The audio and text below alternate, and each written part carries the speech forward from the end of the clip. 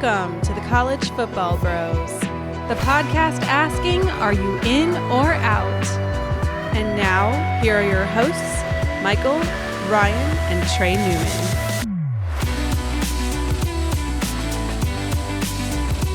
Welcome to the College Football Bros podcast. I am Michael Newman, and I'm joined by the brother who was in on Mac Brown last year. I was. That's me, Ryan Newman. And by the other brother who was in on Arby's. Always in on Arby's. That's me, Trey Newman. We still got to go there, Trey. I know, Ryan, you're of course in on Arby's. I'm the Arby's guy. What's the deal here? I mean, curly fries is all they got. That's what I think. But anyway, enough about that. In today's episode, we have a list of 6 college football players, coaches, and topics that are potentially polarizing heading into the 2020 season. And we're all going to stake our claim as to whether we're in or out. So let's just get right into it, Ryan. What's our first topic? Our first one is Todd Graham, the new head coach over in Hawaii. I'll just lead us off the bat here with this. I'm out here on Todd Graham. I think he's kind of already hit his peak as a coach. I mean, he's been in the game for a long time. And other than that, I don't like his staff. I don't think he's got a very good staff around him. His offensive coordinator's G.J. Kinney. Remember him back in the day? No. Okay, he was a quarterback. Quarterback. Tulsa. I know. He was pretty good. Where did he play? Tulsa. Okay. Yeah, it's sounding familiar now. He played, and he's learned under, I know, like Mike Norvell, Chip Kelly, Ryan Day. So I don't know. Maybe I'm not as low on him as you are. He's never been a coordinator before. So it's like, well, he's been a coordinator for one game. I'll say that. But I don't know. It's just very light on experience. Then if you flip over to the defensive side, his defensive coordinator was the former head coach at Azusa Pacific, my alma mater. Well, half alma mater. But they just won one game this past year at Azusa, and he was the coach. Like, what? That didn't really sound good. He's been there a long time, and he had some success. It was just a kind of a down year. But then his running backs coach is his son, Brandon, he's been with him like every step of the way. I didn't know that, but Brandon, he's been coaching like Tulsa, Pitt, Arizona State, and he's just never been able to venture out on his own or something. He's never really made a name for himself at all. So that's a little, I don't know, worrisome. It's just, I don't know. There's a couple guys who were in high school coaching last year. It's just not a great staff surrounding him. So yeah, I don't know. Plus he just wears people thin, you know? I mean, that was very negative. Yeah, I'm out. I'll agree that the staff maybe not so bueno, but I'm actually going to be in on Todd Graham. I was a bit skeptical of him, but I think the more I look back at his tenure, I think I was a little too harsh on him for his ASU days. I mean, looking back, he was 46-32 there. He had a couple of 10-win seasons. He just couldn't quite get to that next level, but it's not an easy thing to do, especially at ASU. And I always, when at the time, like I always kind of felt like he was just okay, but knowing ASU's history, that he really wasn't all that bad. He's produced good offenses. Ryan, you touched on his time at Tulsa.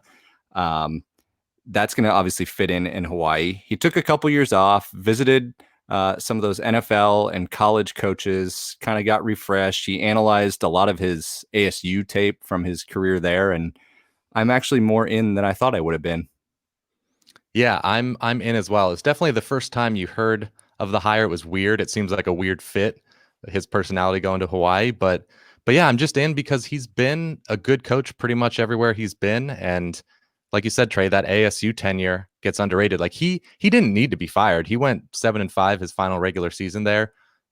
That's fine at ASU. He very well. And they did go 6-3 in conference that year. I will say it's not like I was surprised he was fired at that point, but right. And he's done historically a very good job of hiring assistants. So maybe these guys that are kind of no names right now, maybe they'll be the next up and comers. I don't know. He does have a good track record for that. Yeah. So yeah. Hey, DJ Kinney, I could see him. I could see that, but all right. Yeah. All right. Fair enough. All right. Well, moving on to someone a little more near and dear to the bros' heart. Adrian Martinez, in or out? Ryan, lead us off. Oh, wow. I didn't follow our script here on that last one. I noticed I just kind of jumped right in there, didn't I? That's okay. It's okay. Hey, don't always have to follow the script, do we, guys? No. I gotta say it. I'm out on Adrian. It's just after what we saw last year. I mean, I'll say he was dealt a tough hand, for sure last year. I mean, the offensive line really struggled, especially at the beginning of the year. They really weren't that good, so the running game wasn't really there. He routinely had his timing thrown off because our center was just throwing it way up above his head like every other snap. It was ridiculous. It's the worst snapping I've ever seen. I think all of us will agree on that. So he just, he was put behind the 8 ball for sure. Our most talented weapon on offense, Maurice Washington, was in and out of trouble and in and out of the lineup. He only played a handful of games, so lost him. And I don't know, he didn't have a receiver to throw to over 5'8". That was worth a toot. So it was just, it was tough. But he was injured also too, apparently, playing through hurt. But just the way he played so tentatively, and it just seemed like he was very almost soft. I don't know, just it was just a different vibe than his freshman year. So I think he'll improve, but I just don't think he'll ever get to what we thought he was going to be after his freshman year. So, I mean, he does have some better talent coming this year to work with, and the offensive line will be better. So the support staff for him will improve, but my expectations are low.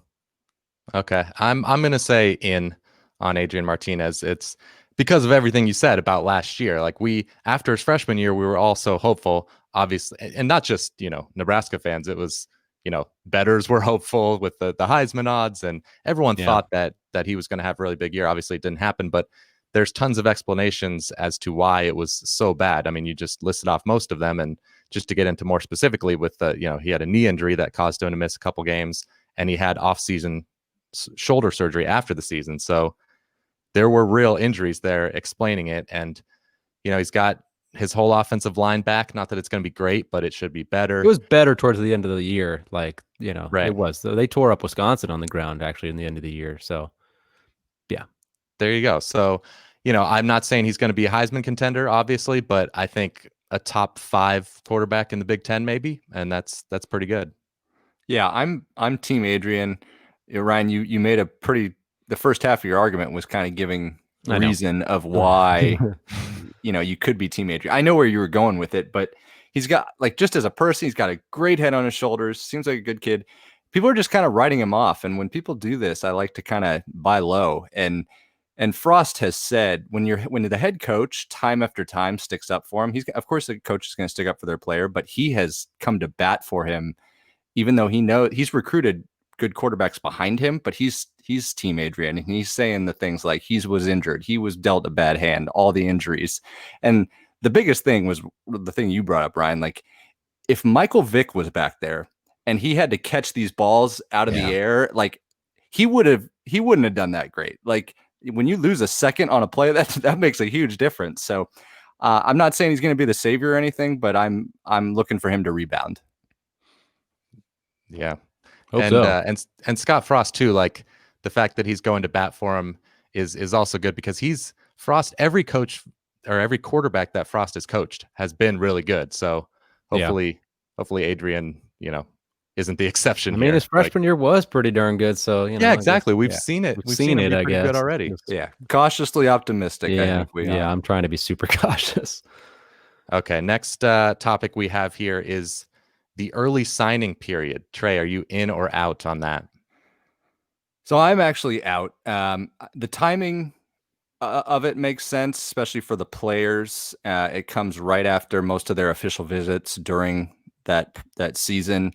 But I'm old school. I liked the old signing period more. It was kind of nice to have that February day to enjoy in the off season. It comes. The national title was about a month before. You're in that time between the season and spring ball, and so you had that nice middle spot to really delve in and enjoy the recruiting. And now it just kind of gets a bit lost in the shuffle in the bowl games and holidays. No, that's a good point. How it's just kind of. Come February, it's like there's maybe each school might get a few more signings. It's not like it's that big of a deal. And so I hear your argument on that. I don't know. I've changed my mind, I think, on this a lot of whether or not I like it, but I've kind of come to the conclusion that I just don't really give a crap about. So I guess it's better for the schools because they aren't left stranded maybe at the last second with the kid not signing on the February signing day. Whereas if they do that in December, it's like, okay, well, we still have 2 months to find another spot. So maybe it helps them fill their spots a little better. So that part might be good, but honestly, kids were starting to commit so much earlier and earlier, even before the early signing period started. This new signing period was in place. So I don't think it really drastically changed all those things. It just made it pen to paper rather. So I don't know. I guess, I don't know if you call me in or out on this. I just don't really You don't care. I don't care. So whatever you want to call that.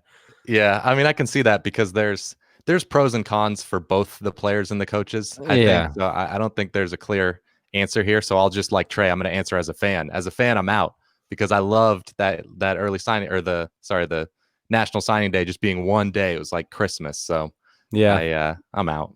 When you bring it up like that, I'm kind of starting to lean more back the other way with you. All right, I convinced you. Yeah, we'll persuade you. Yeah. All right, next we have a quick word from myfrontpagestory.com. That's right. So Father's Day is coming up this weekend.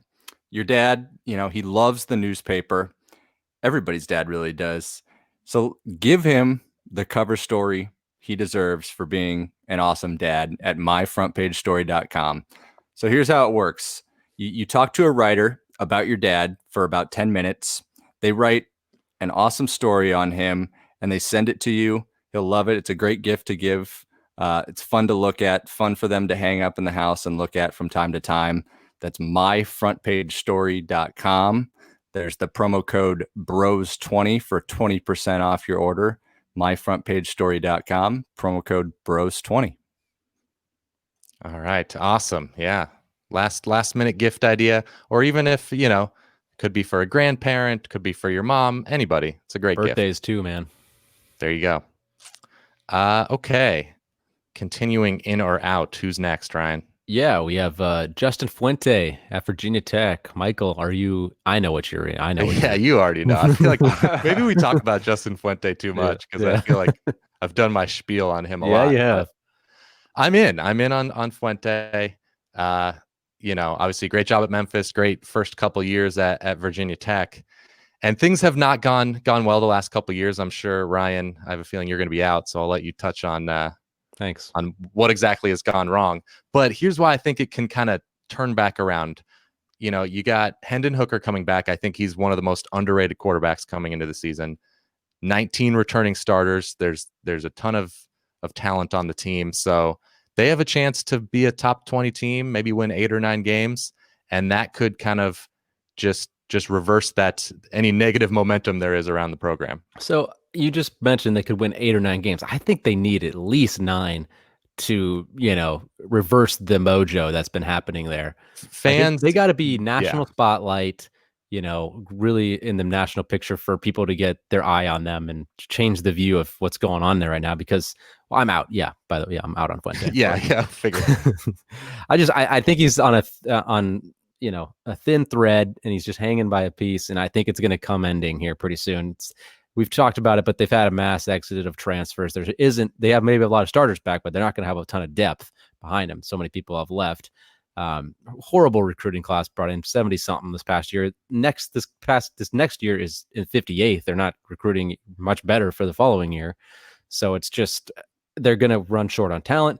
That's why I think, like, if they are going to make it work, Fuente, they need a special season this year. They really need something to happen.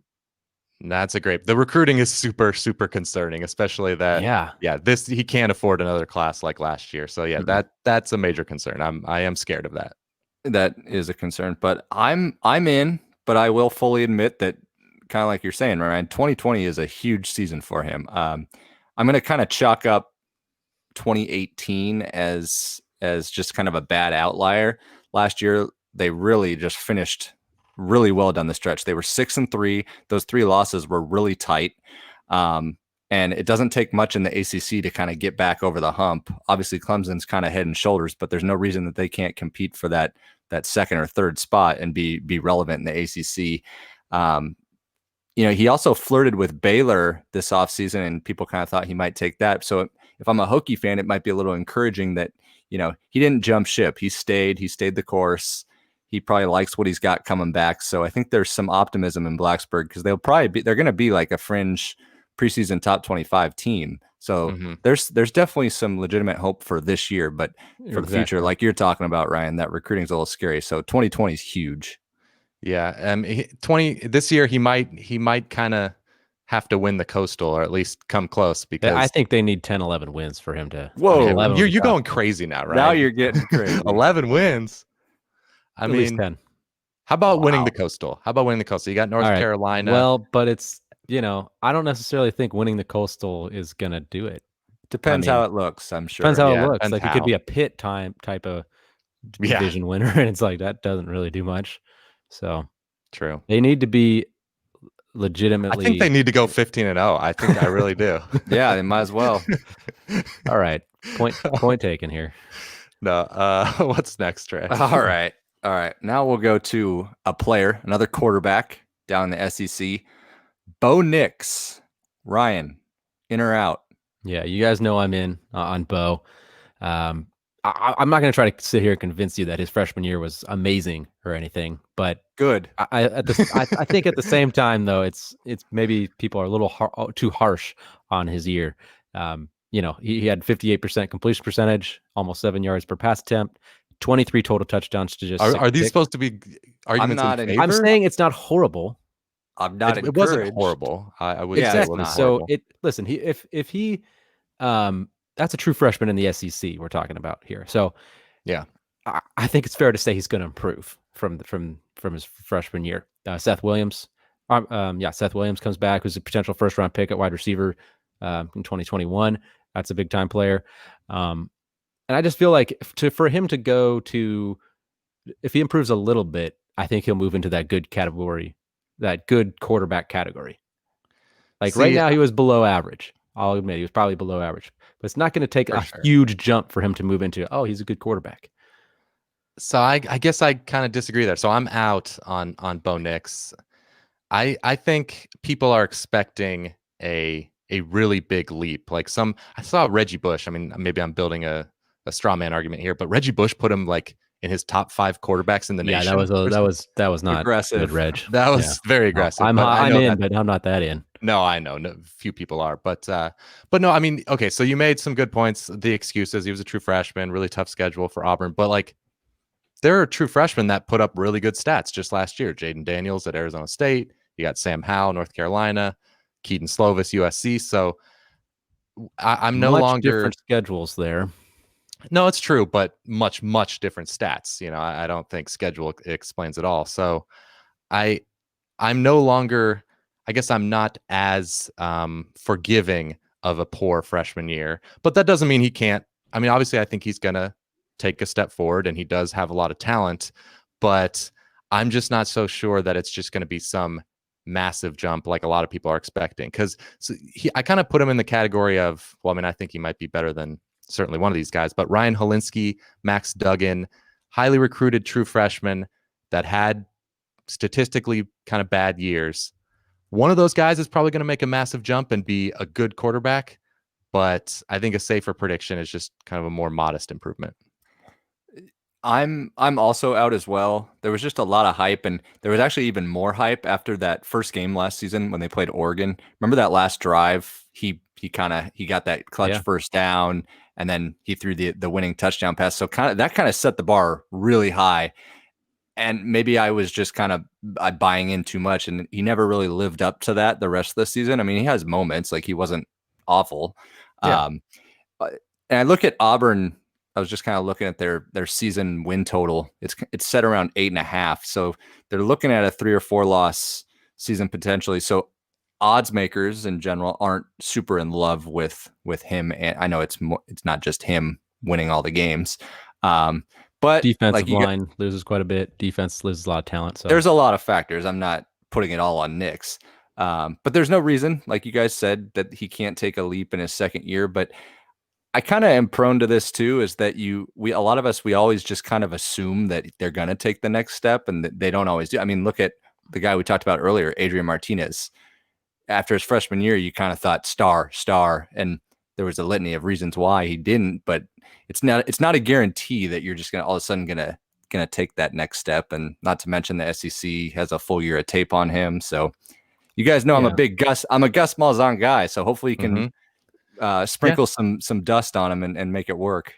And now he's got Chad Morris as the offensive coordinator. Some people are high on that. And we talked about Frost, going to bat for Adrian Martinez. Gus Malzahn has said very positive things about Bo Nix. He's saying he's going to win a championship by the time he's done here. So I factor that in. I think that means something that Gus is believes in him so much. Yeah. I'm interested. The week 2 they play Alcorn State for first week. Then they got North Carolina in that second week, and that one is the one I'm interested in. It's not like North Carolina is going to have a super stout defense. I'm sure they'll be all right, but that one's one I'm really looking forward to, because their beginning part of their schedule is manageable. Like, they don't have as brutal of a slate as there's no Clemson and stuff like that on the schedule. So you got Alcorn State, North Carolina, Ole Miss, Southern Miss, Kentucky to start the year. So it's not bad. Got a chance to shine. Could be 5-0. Okay.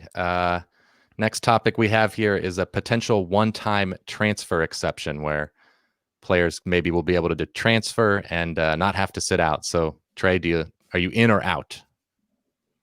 Even though I'm the renowned traditionalist on this podcast, I'm in on this.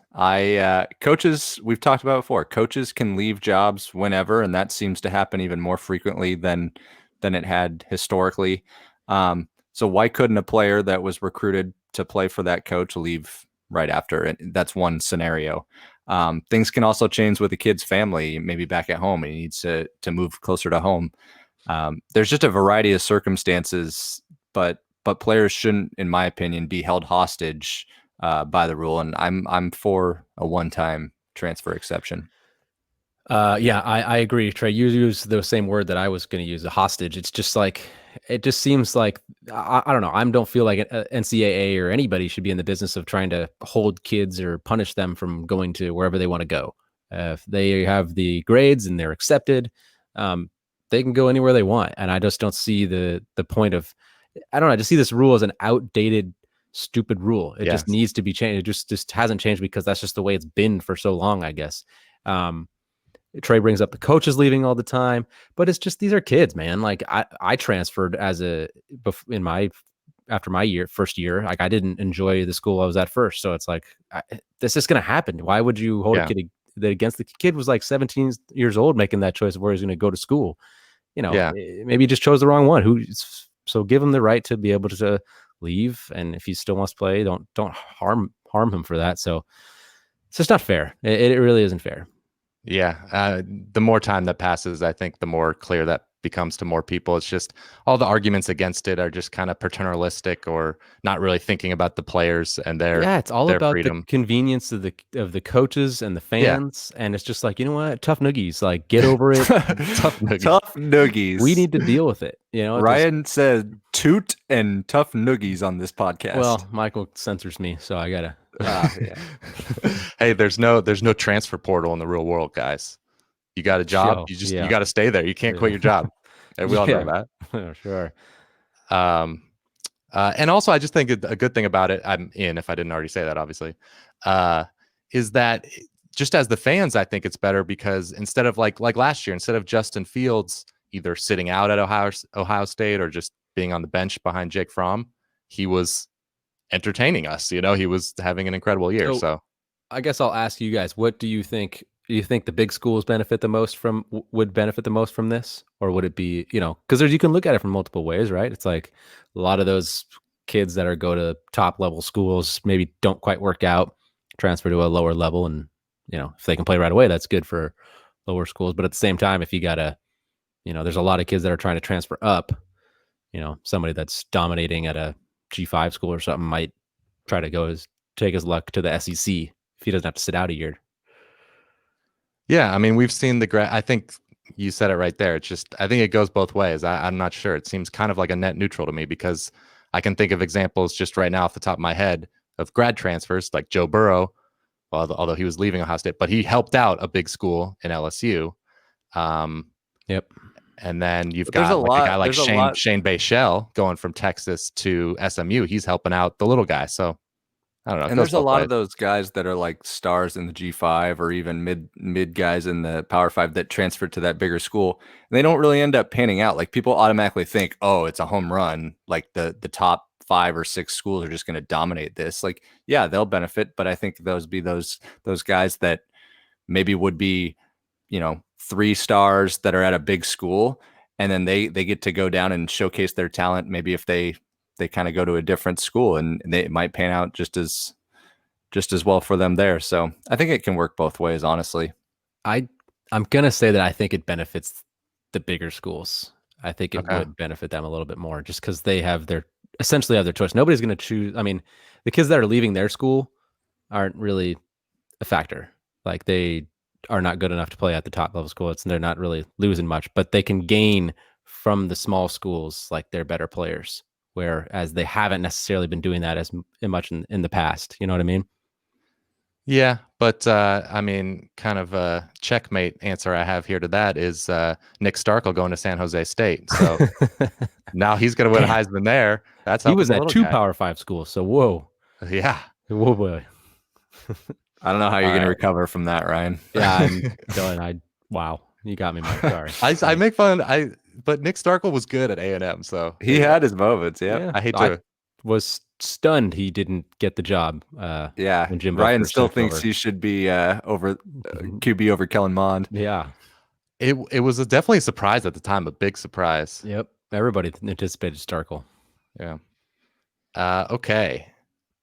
Moving on. Now we're done with the college football in or outs. We got a couple of just kind of random ones here. The designated hitter. The designated hitter. So I'll go first here. And I'm in on the DH. So first of all, I just think more scoring is a good thing for baseball. And I think having uniformity across the AL and NL makes sense to me. And just, I'm not entertained by pitchers getting up there and sacrifice bunting. So I want a DH. Give me Adrian Martinez. I'm so in for this. It's so bizarre that there's 2 sets of rules in baseball with the AL and NL, and I understand that there's more decision making and the importance of a manager in the NL, but nowadays, when you're talking about when to pinch hit or make switches with the pitcher, that's all metrics really deciding it now. So there's even less of a need for these managers. So it also speeds up the game, having less switches and changes. It's more exciting to get another good hitter in the lineup because, Michael, like you said, like it's not really fun to watch that auto out, at the 9 spot. Yeah. Trey, you bring up the thing about it's so weird having different set of rules between the 2 leagues. It's like, how does, any other major sport, like it's all uniform. Like even the other thing about it is the dimensions. The dimensions. Yeah. Like, what the heck? I kind of like it though. It is weird, but I don't mind it. Cool. It's kind of unique. I guess it's cool, but isn't that just weird? It's like it should just. How is it? The baseball field different size in every it's place? Strange. It's there's a big wall in one. There's a short porch in right. It skews home runs like crazy amount. Like if it's just, I don't know. You got a huge green monster in Fenway. Like what? I haven't followed baseball as much recently, but the Astros, do they still have that hill in center field? No, I think they got rid of that. Oh, they got rid of that? They leveled it out. I think they did. Did they not have a pole on that at one point? They did. No, they had a flagpole on the hill. But they like in the very tibby corner, right? Yeah. In center field. No, I know. Yeah, but but it was like on the hill. Like it was, but they got rid of that a couple years ago. I don't remember when exactly, but yeah, it's just odd. But it is odd. I mean, I don't know why anybody, wouldn't want the DH. It's just like there are people like Trey. I know the traditional people, but it's, I don't know, more runs, more action. I don't know. Well, baseball's having a rough go as we speak right now. Oh my goodness, they are not doing well. All right, maybe a little less polarizing in terms of, we're going to get out of the sports world here, but we got mayonnaise, mayo. Ryan, in or out on mayo? I'm in on mayo. I mean, there's only a select few things that I would ever consider putting it on, but sandwiches, You gotta have mayo Yeah. on a turkey sandwich. I mean, disagree. Don't have to. You should. It's good. Nah, you don't have to. I will say I probably like Miracle Whip a little bit better, but I'm in on mayo. I'm not obsessed with it, but it's versatile because you can have it more than just sandwiches. You can have it on burgers. I like potato salad, and good potato salads have mayo in them. So I'm in on mayo. I'm out. I think it sucks. I don't know how to like describe that, but I just don't like it. And I think there's a lot better stuff that you can put on sandwiches or whatever. Like I know it's similar to mayo, but like a Chipotle aioli, any type of aioli, I feel like are always better than mayo. Like I know the fancy word stuff. Like I do. Yeah. So now there are some sandwiches that I would put ranch on before mayo, but in general, mayo will apply to a lot of sandwiches. Do you put ranch on? Well, like you could put it like on a chicken bacon ranch, or like you could make sense. There's a couple sandwich you could just people love ranch. You could have that. I know. I'm out on substitute. Ranch. Oh no, I'm in on ranch. I mean, for a salad, okay, but that's it.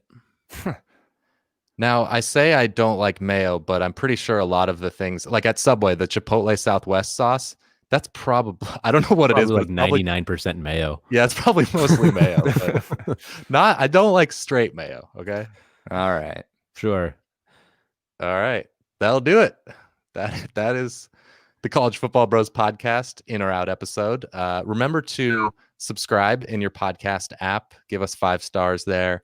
And subscribe on YouTube. Give us a thumbs up on our videos as well. That would help us out, get more people to see the show. And we appreciate when people share the podcast as well. Facebook, Twitter, Reddit, any message boards you're on. We're trying to grow it, especially as we kind of approach the season here. We're going to start our previews here in just a few weeks. So yeah, we'd love to have a big audience. And thanks for listening. We'll talk to you next week. You've been listening to the College Football Bros. If you have any questions for the next podcast, email them to collegefootballbros@gmail.com. To keep up with the brothers on social media, like them on Facebook at College Football Bros, follow them on Instagram at College Football Bros, and for their commentary on Saturdays, follow them on Twitter at CFB Bros. Thanks for listening.